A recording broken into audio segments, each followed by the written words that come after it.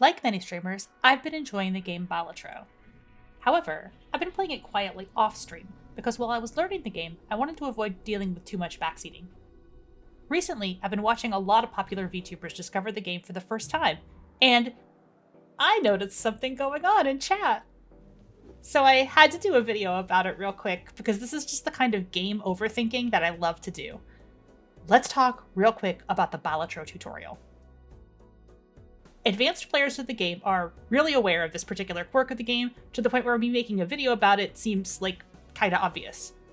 But I'm also a former computer science professor, and I noticed that a lot of people who watch Balatro streams casually don't seem to understand this aspect of the game, and it's a cool way to understand something about computer science. Let's start by explaining the game. Balatro is set up in a series of antes, which are each made up of 3 rounds, 2 blinds and a boss. The blinds are arranged as a small blind and a big blind. These are just repurposed poker terms, but the actual term they use isn't that important. Last night, Gavaspedal and Mint Fantome were both learning the game roughly around the same time. So I got a good faceful of 2 very entertaining streamers checking out the tutorial. What's interesting is that Mint and Bedel, by the way, I love you both so much. I'm using this to illustrate something about computer science and not to pick fun of your learning curve in a really challenging game here. Mint and Bedel both crashed out in the first small blind. In this way, we can see something interesting.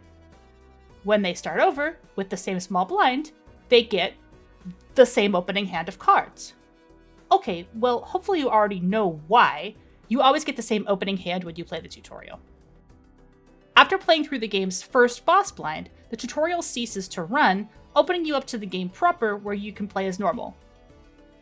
Or does it? In between rounds of cards, players of Balatro, by the way, before you leave a comment, I'm not pronouncing it wrong, you are, get access to a store where they can buy things that improve their run. You might notice at this point that Bedel and Mint also both get the same first store. Which, again, this shouldn't be surprising, because this is the tutorial and it's explaining to you how to use the store. But where I kind of started to lose my mind a little bit wasn't the players, who are doing fine, but about chat's reaction to things they saw in subsequent stores during this run. In fact, if you watch both videos side by side, you'll notice that Mint and Bedel both got what feels like really lucky stores. Early Ride the Bus, early DNA, an extra discard voucher, a negative joker, but you might also notice that they got the exact same stores. What are the odds of that happening? Balatro is illustrative of a particular concept in computer science called pseudo randomness.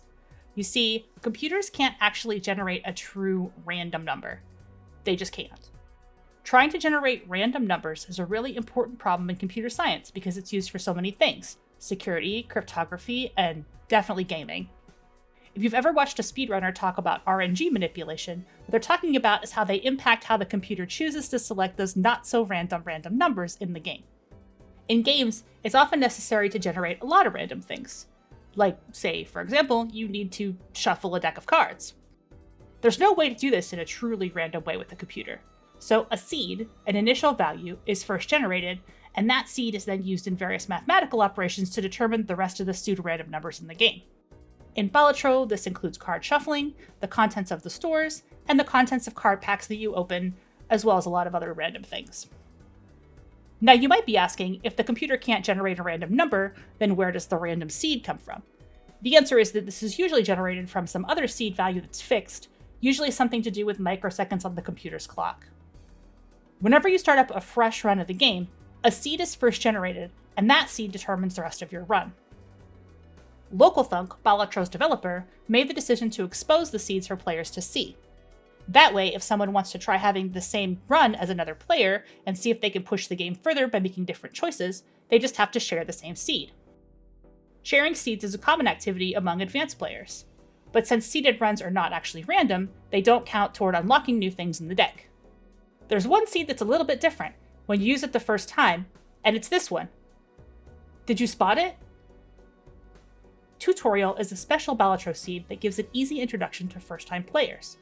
Since the player didn't choose it themselves during a seeded run, it still counts toward unlocks. You'll see the same seed if you boot the game up for the first time and go through the tutorial. If you play the game just like Mint, you'll win just like Mint, more or less, which is not bad for a first run. If you're already deeper into the game, but would like to experience some of the quote-unquote luck of a first-time Balatro player, just go into Seeded Run by clicking this checkbox and type in the word tutorial.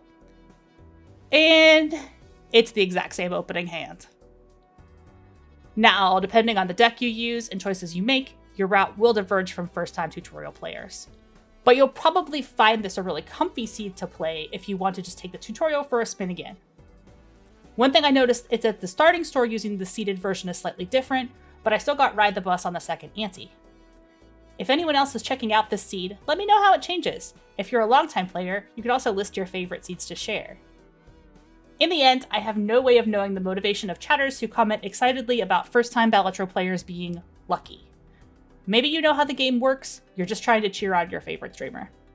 And I'm not trying to take anything away from streamers who successfully complete the final ante in the tutorial seed. I didn't.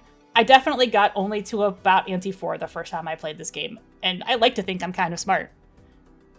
But I hope if you didn't know these little things about computers before listening to the video, then you learned something new today. Maybe I'll stream the game myself and you can pop by or leave me a comment.